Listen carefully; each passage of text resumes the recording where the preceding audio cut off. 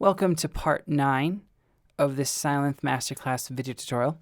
This will be the final part in this tutorial course, and we are going to be finishing up the effects section, looking at the coarse, EQ, delay, reverb, and compression within Sylenth. So coarse is kind of harkening back to a course of, think of singers. It's basically going to try to make a monophonic sound or one sound source sound like there's multiple parts making up that sound.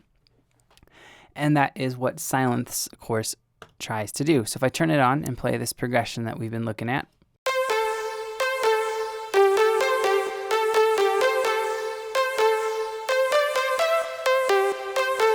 so you can hear it's definitely thickening things up. And I can pull up that multimeter and we can see what it's doing on the goniometer, or however you pronounce that word.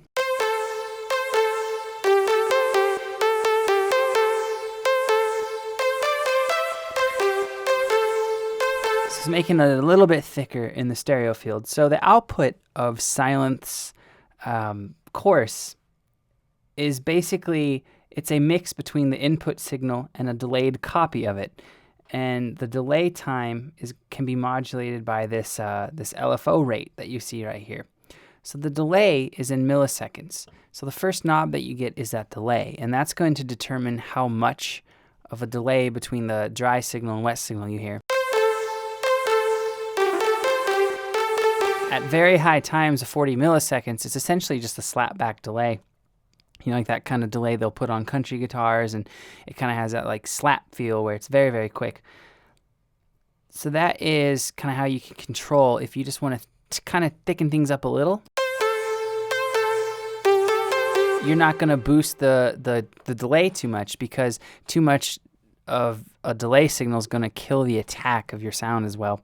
Next, you get this rate knob, and the rate is basically the frequency at which you're going to be modulating with this depth. So the depth knob, and there's going to be a picture flashing. The depth parameter is going to adjust the sweep depth of a delayed sound. So think of your amplitude from, like you can see on the picture, from the base to the top of your amplitude of your peaks and dips. That's what the depth is affecting. So let's play around with that. So I'm going to turn the delay back to around halfway.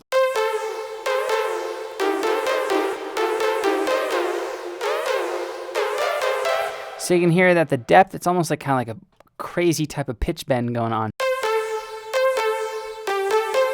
And too much of really any of the chorus or phasing effect is going to be unusable in a mix. So these are things that you use to kind of subtly make your sounds thicker and bigger. And then you have this little dual mode here. And the dual mode is going to essentially turn on two instances of the chorus. So here it is with one.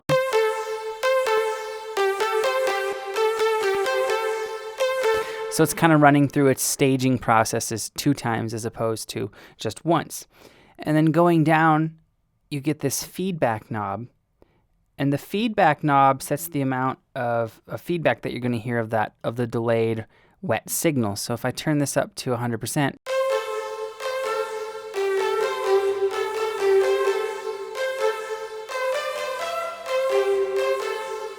so you can actually create flanger type sounds in Sylenth using this chorus effect. So if you set the delay to about 1 to 5 milliseconds, let's do 3, and then add some feedback to it,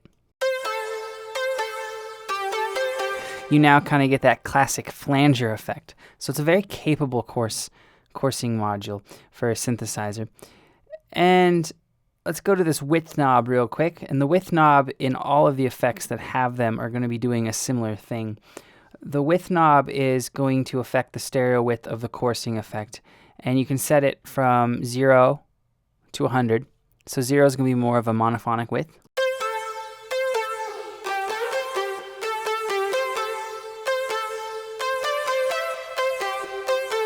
If you have headphones on, you'll especially be able to hear that difference. It really spreads it out. And then of course this dry wet is going to determine how much of the dry signal you hear and how much of the wet signal you hear. So at 0, it's going to be all dry signal. It's going to be like having the chorus off. And at halfway, you're going to hear half dry signal, half wet. And at, of course, 100%. just wet, and you typically never use the dry and wet all the way up at 100 unless you have your feedback rate, depth, delay, and width all very, very, very low. So let's go down to the equalizer in Sylenth. Now, the equalizer in Sylenth is, I don't know if I would look at it as a way that I use to actually carve out frequencies in my sounds. So this is a little bit off topic, but why not? If I pull up an EQ here and I turn on an analyzer,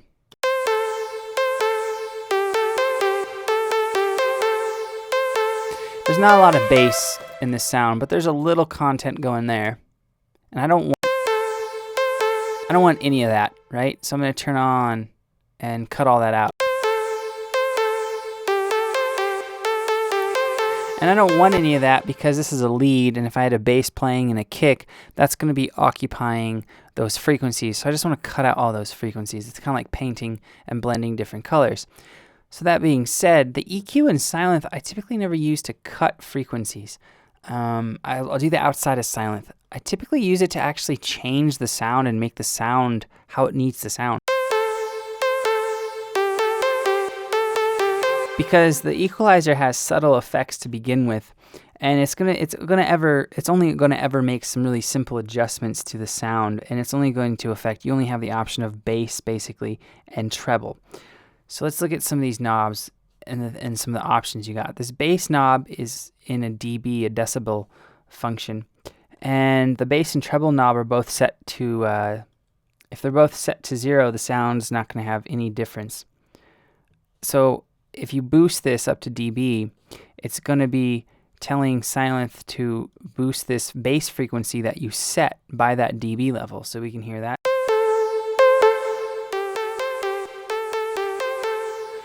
And this bass frequency is, of course, in hertz. And the really cool thing about Sylenth's EQ is that it does have an internal, I guess, normalizer or kind of a limiter going on. So when you boost this bass by 14 dB, my sound didn't go up by 14 dB. So that's got some voodoo magic going on behind the scenes.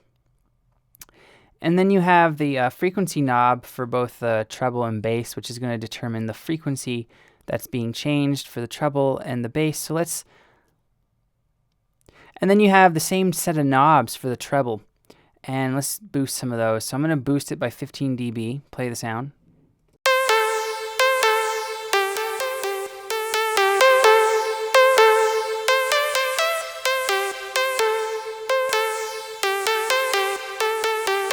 So you can see that even the changes, they aren't going to do a whole lot. And then you have this option of 1 pole or 2 pole.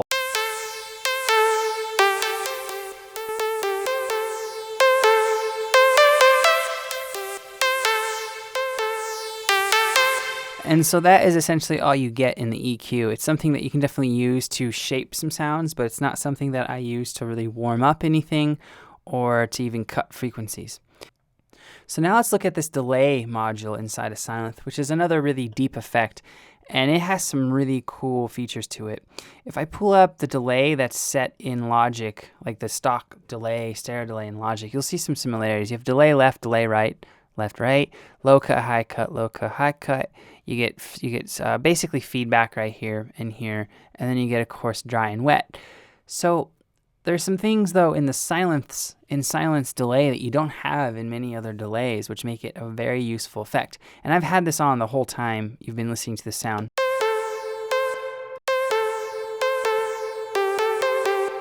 So let's go through some of these knobs here real quick. So first you have the delay left and delay right, and those are going to be presented to you in note values, ranging from 1/64th notes to 1/2 notes. So half notes. And you can really create some cool effects, and you can kind of spread, you can have one, they're independent from each other, which is always helpful. And then you get this low cut and this high cut. Now the low cut and the high cut is going to affect just the echoes or the delay signal of the sound. It's not going to affect the dry signal. And what it's going to do is it's going to either filter out the high or low frequencies at each delay depending on your settings. So that's really useful when you're in actually a production environment and you're using a sound in a mix. You typically don't want to have too many low frequencies jumping around, or for that matter, too many high frequencies depending on the sound. So if you have a bass, you're going to cut some of the high cut. And if you have a lead, you're going to cut some of the, if you have a lead sound, you're going to want to cut out some of those low frequencies, and those are two knobs that allow you to do that within Sylenth's delay. Now next is this ping pong box, and this is pretty cool. So there are two delay modes essentially, normal and ping pong. In normal mode, the left and right channels have independent delays, as we talked about with the delay left and right. But in ping pong mode, the sound jumps from left to right and back using the delay times that you set up by the delay left and delay right knobs. So ping pong is kind of that classic delay sound that we hear a lot, and it's one of my favorite features of Sylenth's delay.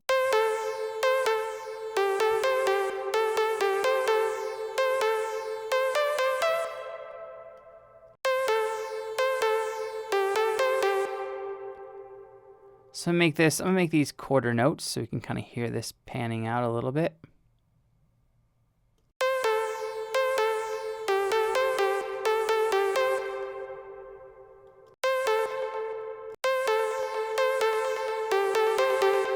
So I just changed some of the settings that I had to kind of, this is not what I would use in a mix, but I'm just doing it so like you can kind of hear what's going on clear. So that ping pong, here's the difference.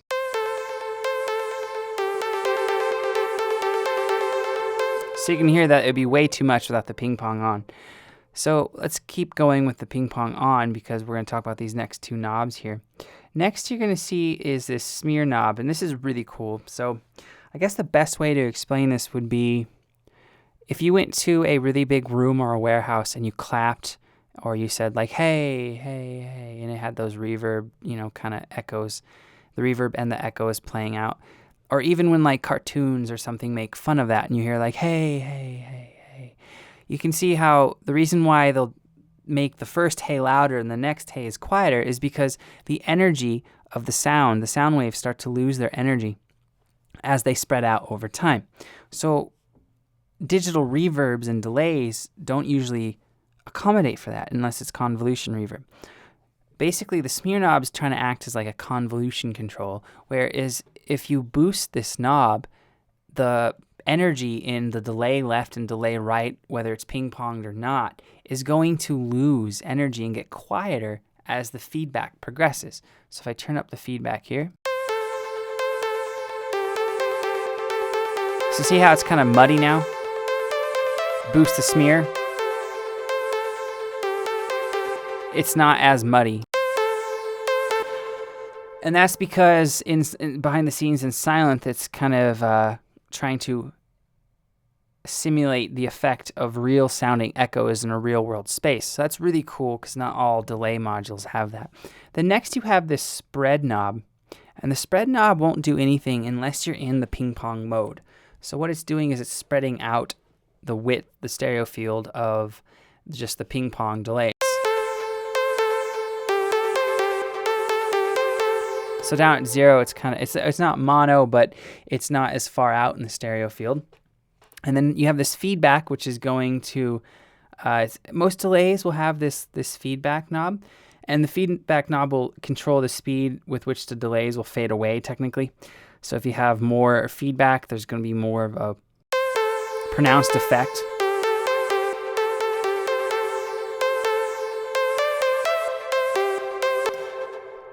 So sometimes having the feedback and the delay of the echoes, having it out too wide can actually make the sound too muddy or lose focus and clarity in a mix. So you can create, if you pull this down to 0, it goes from 0 to 100%, as do most of these knobs, except for the delay left and delay right and low cuts do.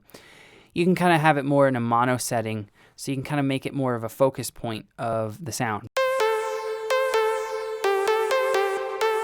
And then last, of course, you have the dry wet, which is going to determine how much dry signal passes through the output or how much wet signal passes through the final output. So let's go on to the reverb.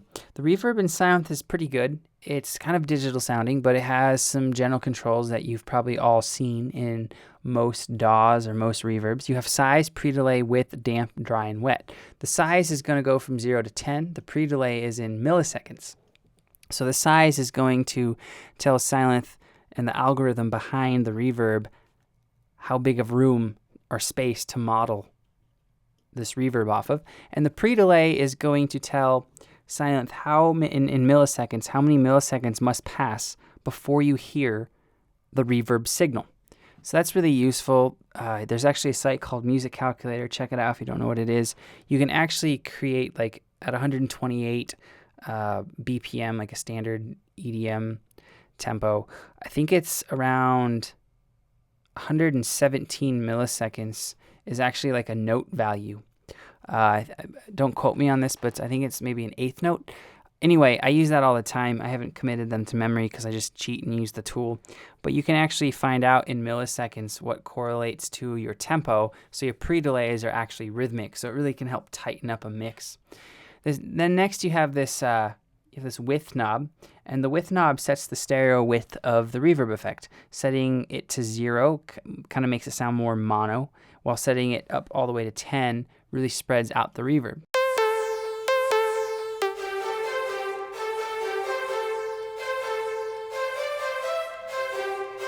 So I just boosted the dry wet up to 100% so you can hear that.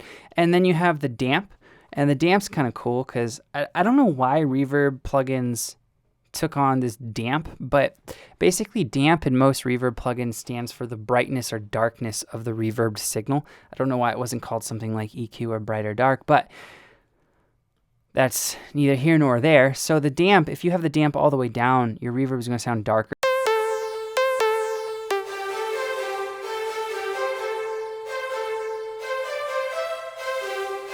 And then if you turn it up all the way to 10, it's going to attenuate the higher frequencies. And then finally you have the dry wet, which is of course controlling the amount of dry signal coming through the output of the reverb and the wet signal coming through the output. So at 0, you're not going to hear an effect. At about halfway, you're going to hear half dry signal, half wet signal, which is typically where I'll set it for most sounds. And then you have the, if you push it up to 100, it's that weird sound that you get. That's just all reverb signal. And last but not least, you have the compression inside of Sylenth. So this compression can be used to really tame some like unruly basses and leads that are really, really loud.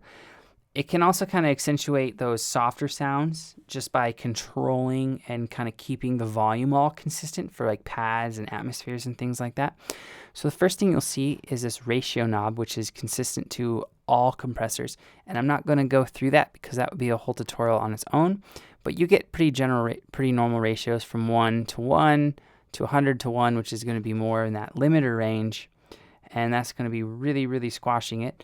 I believe if you get over 20 actually on any ratio and any compression or any compressor, it hits that limiter world. The attack and threshold are pretty common to most compressors. The threshold knob sets the minimum amplitude at which the level above the compressor starts working. So if you set it to 15 dB, your sound has to go above 15 dB before it starts to turn down any sound at the ratio you set. So if you set it from 1 to 1 to 1, it has to go to 15 dB, and then once it goes over that, the ratio will say, hey, I'm going to take that sound down by 1 to 1. The attack is going to be how quickly it's going to determine how fast the compressor responds to change in input level. So a really slow attack is going to kind of have like an optical compressor feel, and a fast attack is going to be a little bit more like a digital compressor that we all have in DAWs and stuff like that. And finally, the release. If the input never drops below what you set for your threshold level, the compressor will take some time to generally increase the gain back up to what it should be. A short time usually will elapse doing that, and you can affect that with this release knob and determine how many milliseconds pass before that process occurs. So that sums up the compression and everything that you get in that little box, and that actually finishes this masterclass on every knob, slider, button, everything in Sylenth. All right, and that sums up this Sylenth masterclass video tutorial. You guys hung in there through 9 parts and over 2 hours of information, but you should all be pretty comfortable navigating your way around Sylenth. I thank you for watching, and I thank you for purchasing. Have a great day.